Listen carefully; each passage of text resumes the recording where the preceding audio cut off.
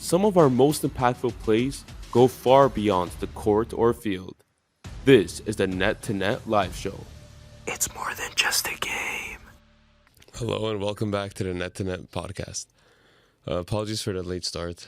We had a bit of some technical issues when it came to just getting in the room. It won't happen again. Hopefully this will be the last of them.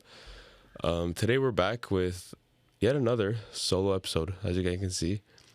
My co-host, Monte, is not here. Unfortunately, he had some family business he had to take care of. But looking forward to getting back to the duo episodes, because it's not the same. It's not the same with your partner, you know.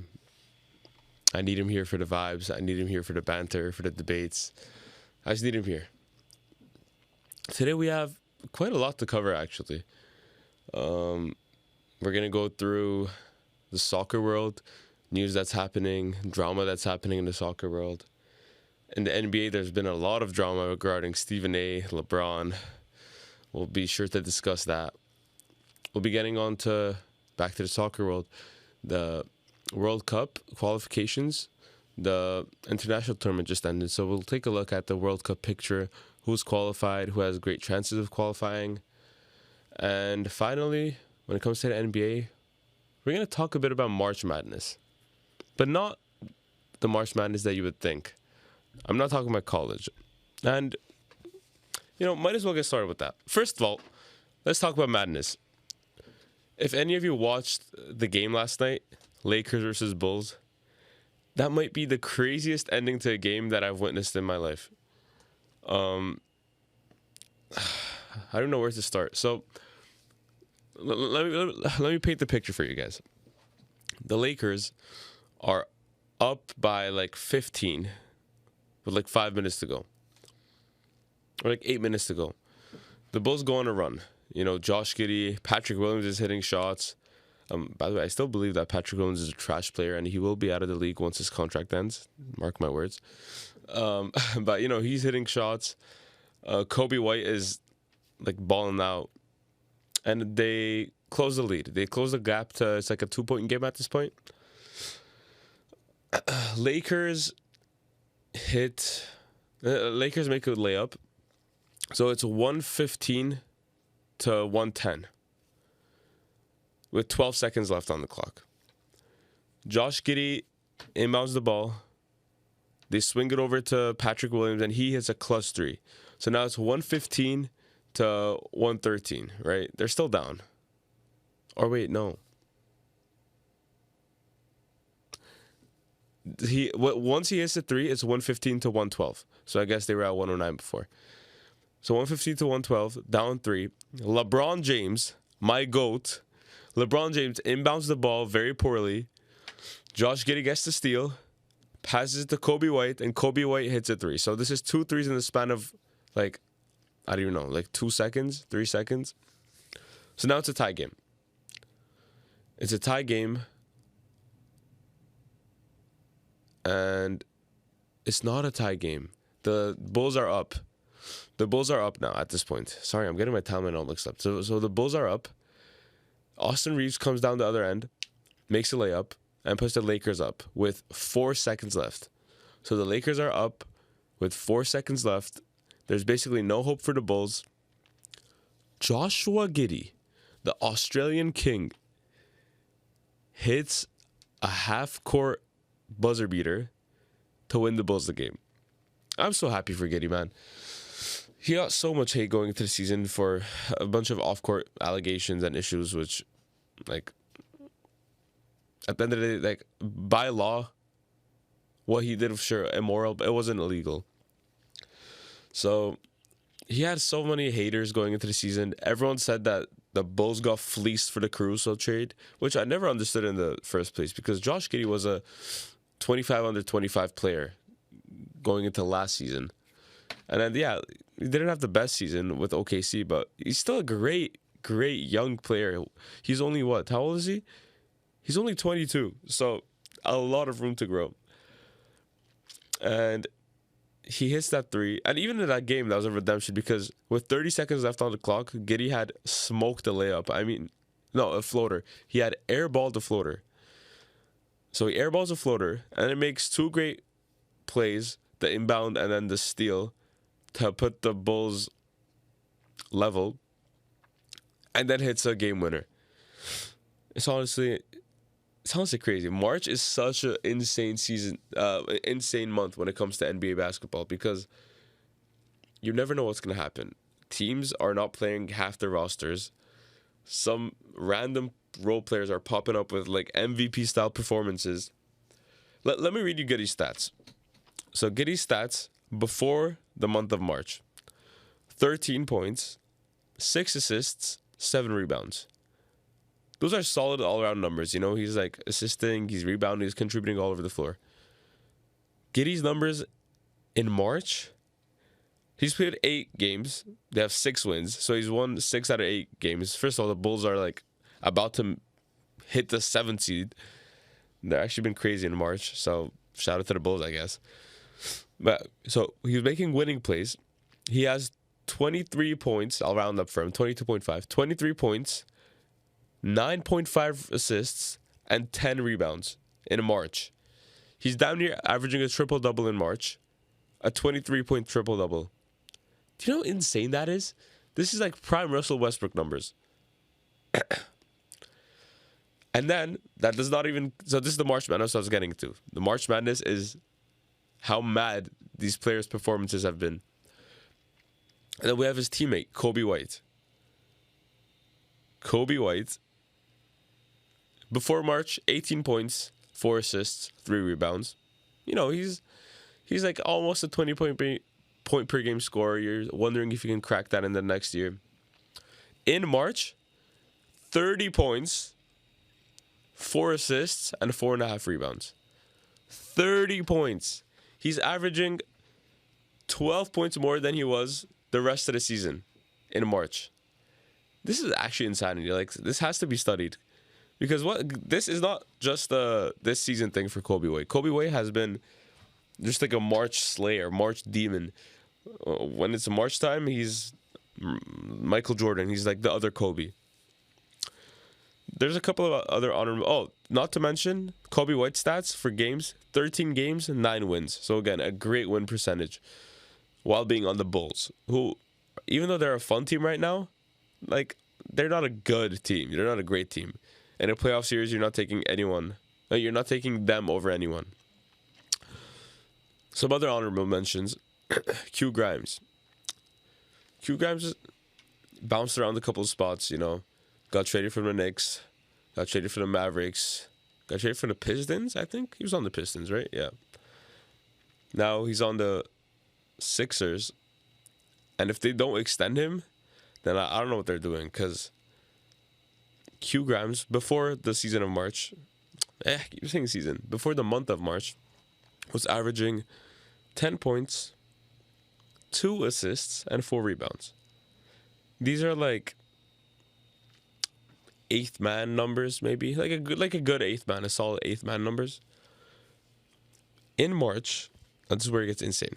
I mean, firstly, yes, he's not, compared to the other people I have on this list, he's not really playing winning basketball, because he's played 13 games and they have 3 wins, because the Sixers suck. And I mean, they're running out like Jared Butler and Adem Bona. I know this, no disrespect to them, but you know, they're not like the caliber of NBA player that the Sixers are usually used to.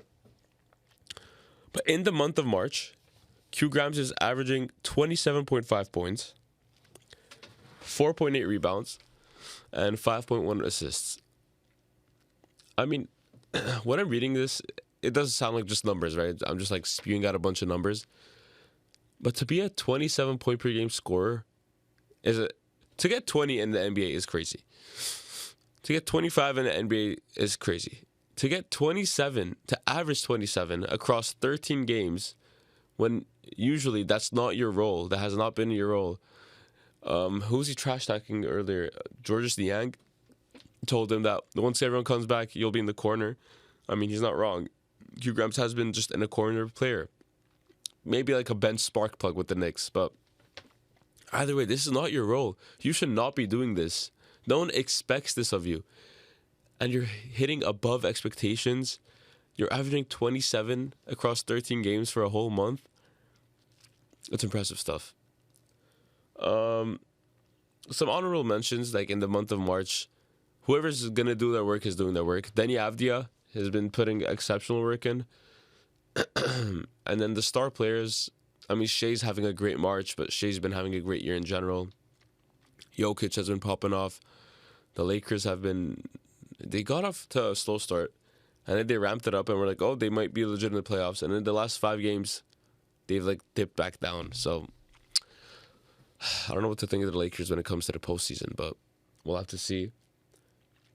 And then my last player that I want to mention for my March Madness segment is Najee Marshall. This went under the radar. I had heard some buzz about Kobe White, Q Grimes, Josh Giddey. I had not heard anything about Najee Marshall. Maybe that's me. Maybe I'm a casual, but I hadn't heard about him like raising his playing level this much. So before March, 11 points, 2 assists, 4 rebounds. In the month of March, Najee Marshall, again, not the most winning team. He's played 14 games. They have 4 wins. So, 40%. Not terrible, I guess. But either way, in the month of March, he's averaging 21 points, 3.8 assists, and 7 rebounds. I mean, hey, that's really sick. Now, granted, the Mavericks did have like a rotation of like 3.5 players for a solid like 5 games. They had no one available on the roster, which was just... I'm not going to get into Nico Harrison talk again. But, yeah. But shout out to Najee Marshall. Hopefully he can play up his value and be a great piece, contributing piece for the Mavericks going into next season. Because the Mavericks going into next season, they should be a good team. You know what I mean? Like, they should be great if healthy. And that's the big thing, right? If healthy. Because Kyrie, with this injury, is going to be out for a while. Maybe he'll come back near the All-Star break, I want to say, next year. I mean, hopefully earlier, but realistically, AD's back. We'll see how long he can stay healthy for. Clay's not the Clay he used to be. And as seasons progress, as he gets older, the expectation is that he'll start regressing more and more. So we'll see what happens with his career trajectory. But Najee Marshall can be a great spark plug off that bench. Good scoring option. Who knows? Who knows what next season can hold for the Mavericks. Okay, so that's my March Madness segment done. We talked a bit about the Lakers and how they've been wishy-washy the past couple of games. They would have been 0-5 if it wasn't for LeBron's game-winning putback. And speaking of LeBron, let's get into the conversation that Stephen A. Smith and LeBron have been having. This is terrible. Absolutely abysmal for the game of basketball. Stephen A. Smith is a massive donkey. Stephen A. Smith should not be making the money he is and have the power that he has, because this is too much. Who does he think he is? Who does this bum think he is? For those of you who are confused, let me break it down for you. So, on March 6th, LeBron James, during the game, went up to Stephen A. Smith and said, "Don't talk about my son like that. I don't like the way you're talking about my son." Okay? Because Stephen A. Smith had been talking about Bronny James and saying that he's not good enough, that he's taken up the spot of other players who deserve to be there more. And if you think Bronny James is not good enough, okay. But realistically, are they talking about the 54th overall pick like that? Are they talking about the 56th overall pick like that? No one cares. If Stephen A is going to argue that, oh, I'm just talking about basketball, why are you talking about the 55th overall pick? That's not just basketball. That's targeted because as a son of LeBron James, and you're I don't know if I can swear on this podcast, but your attention-seeking tendencies know that you mention his name, you're going to get clicks because LeBron. So it's not just about basketball, it's about LeBron. Secondly, a father is coming to you as a father and saying, I don't like the way you talk about my son, stop. Okay? You do not need to make this public. I understand LeBron said this to you in a public area. You did not have to go on your show and rant about it for who knows how many minutes. Secondly, let's move on from a bit. Who do you think you are?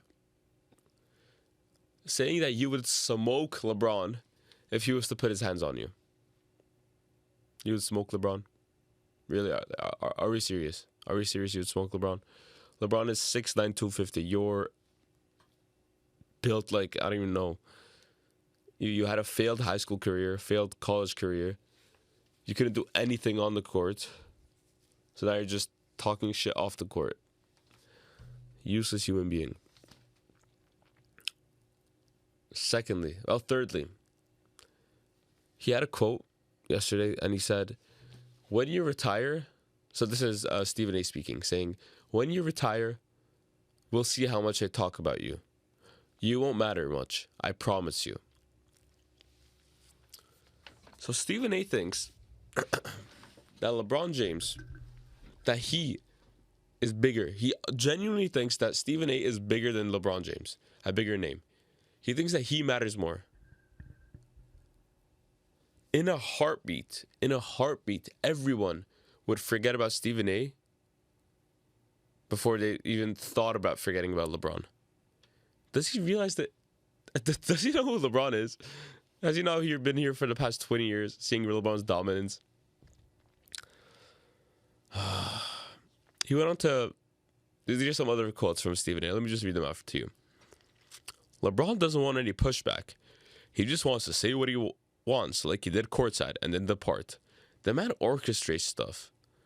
The man will smile in your face, and he's got something behind his back, ready to stab you. What are you talking about? What are you talking about? Like, I don't want to yell, I don't want to get heated, but you're so stupid. I don't get it. Like, there is no need to take this action against LeBron James, the face of the league. This is not the conversation we should be having about the league. Can you talk about the games, maybe? Can you not spend 25 minutes shit talking LeBron for zero reason and instead focus on the NBA games we're having? Maybe do some sports analysis. You're a sports journalist, not a gossip journalist. Stick to what... I can't, bro. I can't.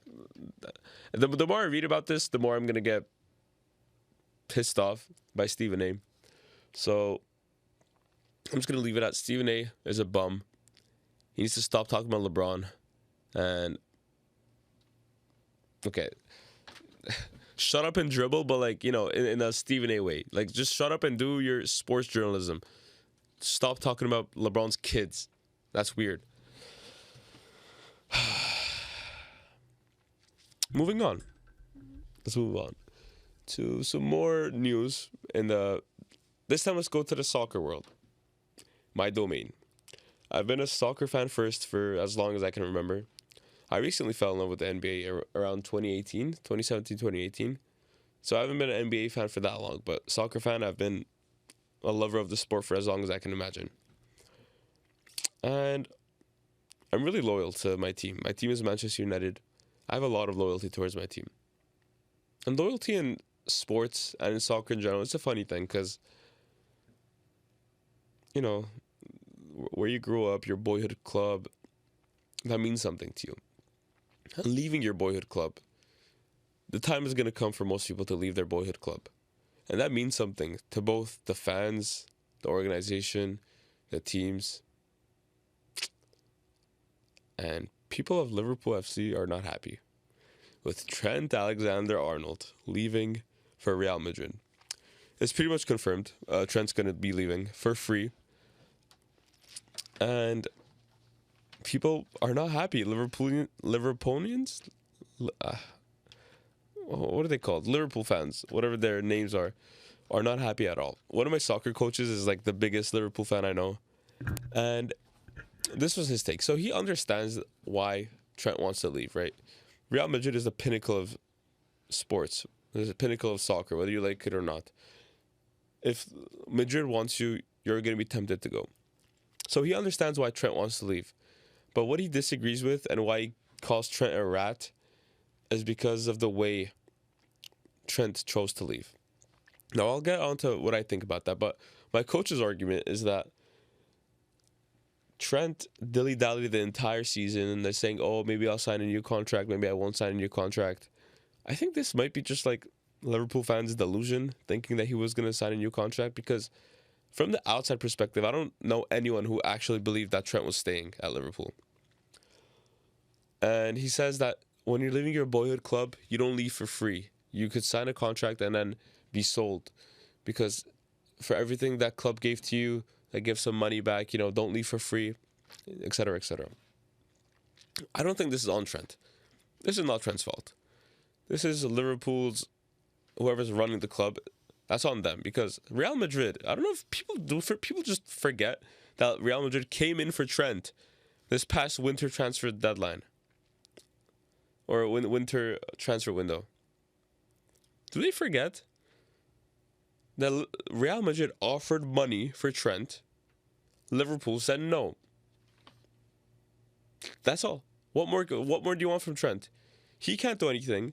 The management said no to money, and now he's leaving for free, as is his right.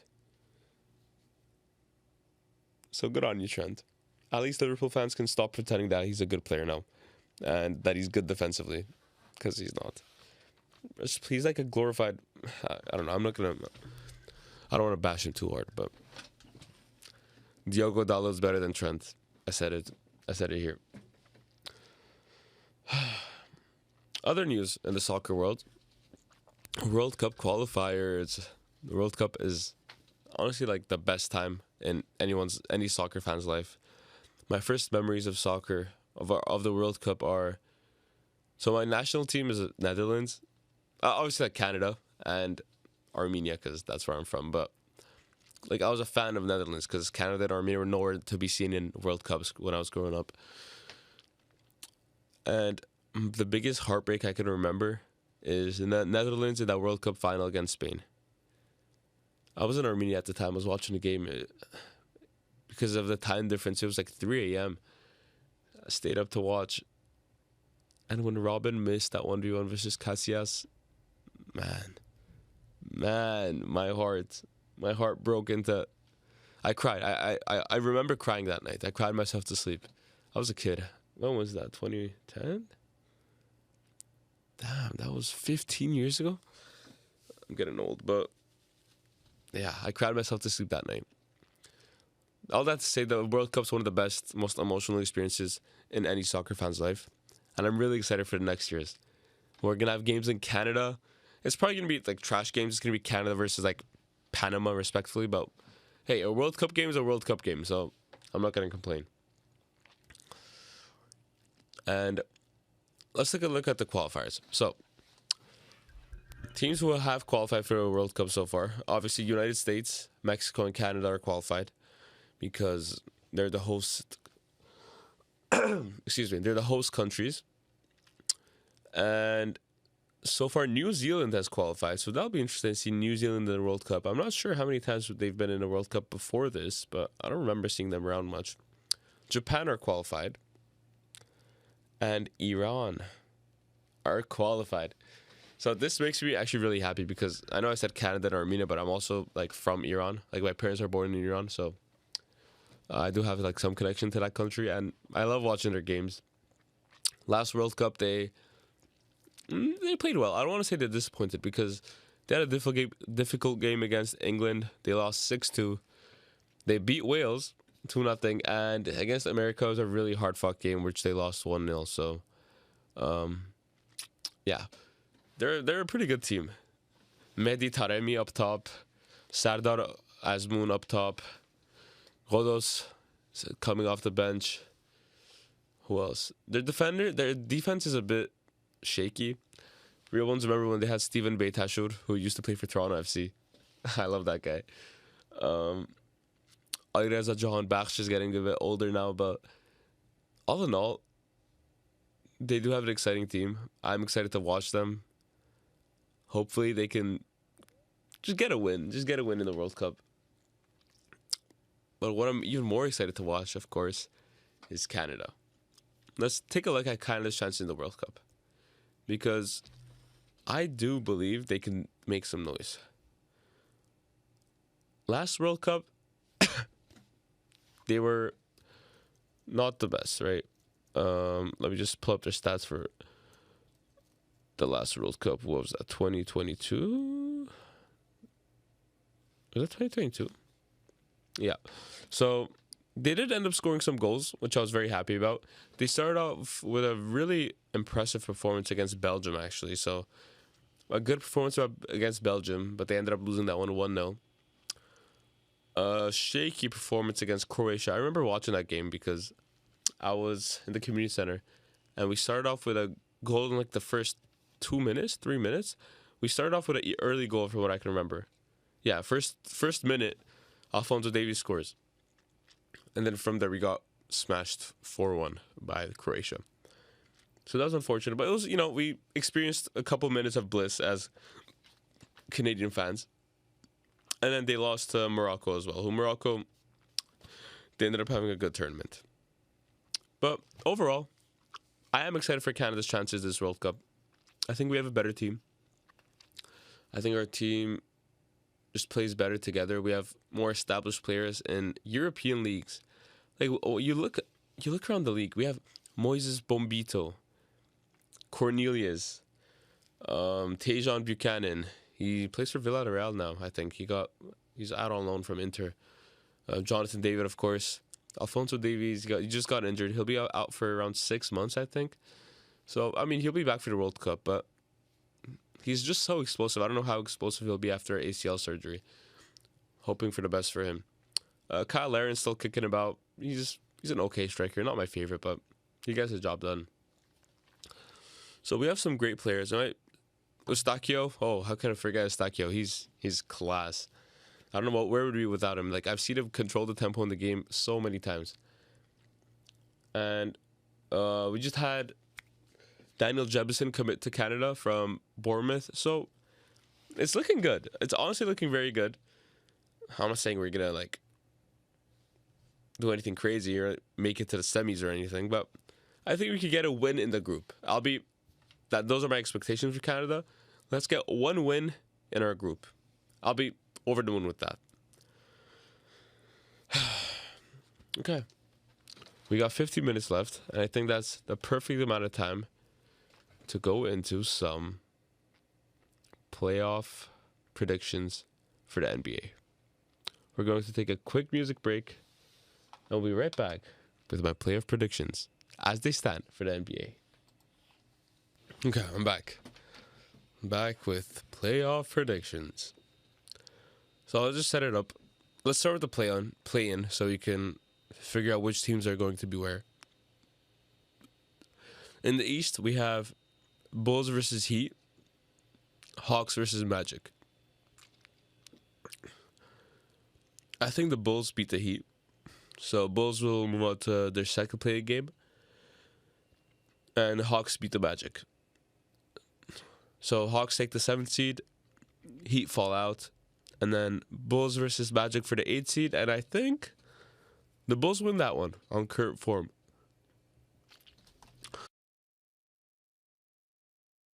It's a bit congested right now. I'm trying to get that out of my system. So I do think the Bulls win that. So the Bulls take the 8th seed. Hawks 7th seed. Let's keep that in mind. In the West, we have the Kings versus the Mavericks. This one's a hard one. I think the Kings are going to have enough firepower. So the Kings will win that one. And then Warriors Timberwolves. Oh, what a playing matchup. I believe in the Timberwolves more. And I might be biased because I do like the Timberwolves more. But let's take the Timberwolves. So Timberwolves take the 7th seed. And then Kings, Warriors. I think Warriors win that one. So Warriors will take the 8th seed. Okay? So our playoffs are set. In the first round, Cavaliers versus 8 seed we decided was the Bulls. Cavaliers versus Bulls. That's going to be a fun series. I think the Bulls can get themselves one game. With the momentum they have, the way they've been playing so far in March, I think they could get themselves one game. So I'll say Cavs in 5. Celtics, Hawks. Celtics are sweeping that. Like, I know Trae Young can usually get you a game, but not this time. Celtics sweep. Pacers, Pistons. This is an exciting game. The Pacers just scored 162 points in regulation yesterday, so that's what they can do. They have the firepower for sure. In terms of, I guess, the Pistons, this is hard. I want to say Pistons so bad. I want to see them progress, but I just don't think it's gonna happen. Pacers in 6. Knicks, Bucks. With Dame being out, he might be back for the playoffs, but even still, like, I don't think he's gonna be in tip-top shape. So I'll take Knicks in 6. Knicks in 6. Giannis can definitely get you a game or two. And yeah. Okay, that was the first round. Let's move on to the first round on the West. So, Thunder versus Warriors. This one's a crazy one because I know some people who will go Warriors here. A 1-8 upset will be insane. I know some people who will go Warriors here. I'm not one of those people. I don't believe in Jimmy Butler. I don't believe in Draymond Green. Let's say that. Because Jimmy is an insane, one of the best playoff risers we've seen. So,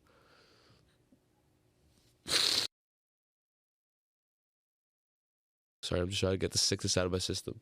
If I had a tissue here, that'd be a lot easier, but unfortunately, I don't. So I'll take the Thunder. I'm going to take the Thunder in 5. I think it's going to be easier than people think.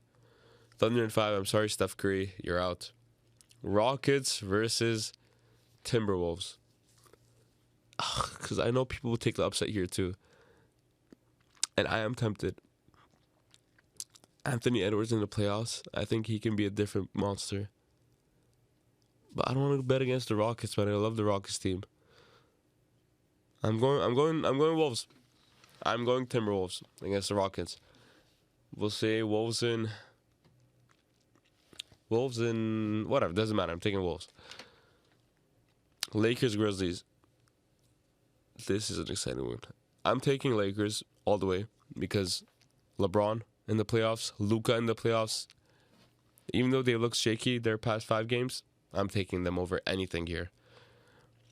Nuggets, Clippers, I'm taking Nuggets. I'm sorry, Clips. You had a great season. You had an unexpectedly good season. But just the Jokic is unguardable, especially in the playoffs. Okay, second round. So this would leave us with Cavs versus Pacers? Is that correct? Cavs, Pacers? Yeah, Cavs versus Pacers. I'm taking the Cavs. I just think Evan Mobley, Jared Allen, Donovan Mitchell, Darius Garland, a deep bench. Just too much. Too much for any team in these playoffs to deal with. Is that foreshadowing to my future picks? We'll see. But I'll take the Cavs in this. The Pacers, like Tyrese, he's such a good player, but he has his off games. And when his off games are off, they're off. He'll have like 2 points going into the fourth. Those are his off games. Like an off game for Jason Tatum is he'll have like 11, 12. Tyrese's games are bad when it's off. And I can see him having a couple of off games in the playoffs, unfortunately. On the other side, Celtics versus Knicks. Sorry. Celtics versus Knicks. I want to take the Knicks so bad. I hate the Celtics. Oh, I hate the Celtics. I want to take the Knicks so bad, but I can't. I just can't do it. I'll take the Celtics in, I think, in 6. Celtics in 6. The Knicks can get a couple of games. they're just so stacked. It's unfair. It just is. Like when you look at their team, Jaylen Brown, All-Star, Jason Tatum, All-Star, Derek White made the All-Star. I'm pretty sure. Did he? I think he did. Drew Holiday, former All-Star, like a year ago. Porzingis, former All-Star. Al Horford. I mean, Al Horford, former All-Star, like a decade ago, but still, like a very good player. It's just unfair for any team. And the Knicks, I do like what they have. It's just not going to be enough. They don't have a championship caliber team. I'm sorry, Knicks fans. I know that one's going to hurt. Let's look at the second round on the other side. So we have Thunder Lakers. Thunder Lakers. Oh my God. If this happens, I'm watching every single game glued to my screen because LeBron's going to give it his all to prove that he's still him. This younger generation and Shea has not taken over. I'll have to get through this. I'm almost out of time. But I'm thinking Thunder. Thunder in 7. This is going to go 7. Thunder in 7. And on the other side, I'm taking... So, on the other side, we have Timberwolves versus Nuggets. And I'm taking Nuggets in 6. They get their revenge. Nuggets in 6. Okay, conference finals matchups. We have Cavs versus Celtics. As boring as that is, 1-2 seed, but Cavs versus Celtics, I said it. And the Cavs are going to win. This is where the Celtics' reign comes to an end. Cavs are going to beat the Celtics in the conference finals and make it to the finals because Jason Tatum got carried last season. Jaylen Brown has one hand. Al Horford is old. Tingus Pingus will probably be hurt. Drew Holiday is washed and on one of the worst contracts in the league. Derek White's fine. I said it. I'm sorry, guys. I said it.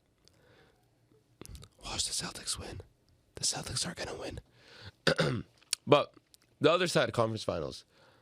We have Thunder versus Nuggets. I just can't pick against the Thunder here. I just can't.